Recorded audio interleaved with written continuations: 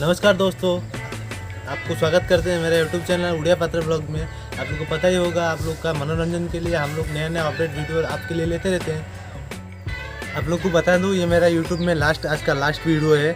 इसका बाद कोई वीडियो आएगा नहीं, क्योंकि आप लोग का सपोर्ट मेरा साथ नहीं है, तो मैं आगे बढ़ने में दिक्कत हो रहा है।